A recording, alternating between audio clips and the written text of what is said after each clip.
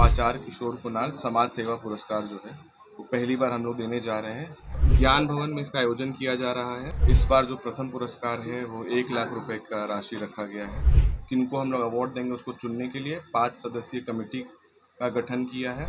अगर आप कहीं ना कहीं देखें तो श्रवण कुमार जी के इर्द गिर्द ही पूरी रामायण आधारित रही। श्रवण कुमार पुरस्कार की घोषणा हुई थी। पहला पुरस्कार ऐसे व्यक्ति को दिया गया था जिन्होंने माता पिता को वहीं पर बैठाकर तीर्थ यात्रा कराई थी।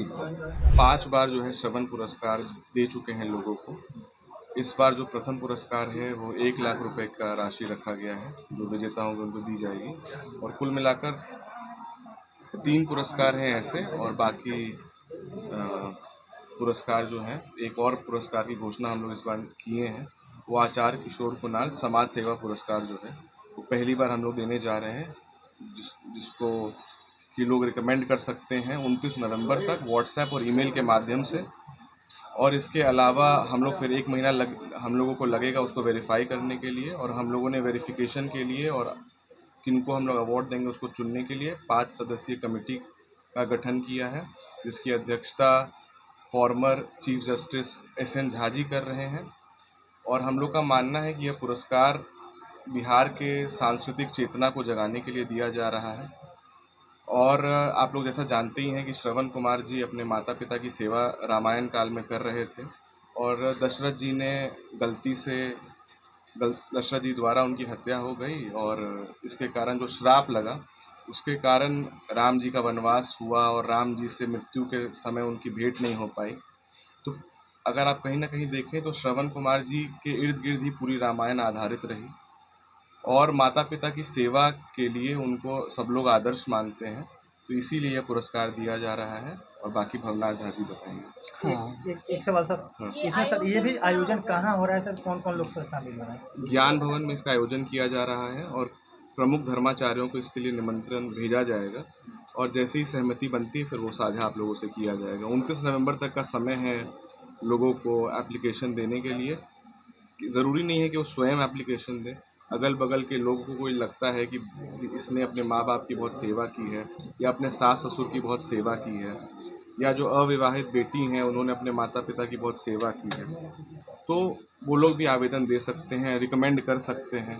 तो इसीलिए ऐसा रखा गया है। श्रवण कुमार पुरस्कार की घोषणा हुई थी, और 1 वर्ष के बाद 2010 में हम लोगों ने पहली बार यह पुरस्कार दिया था।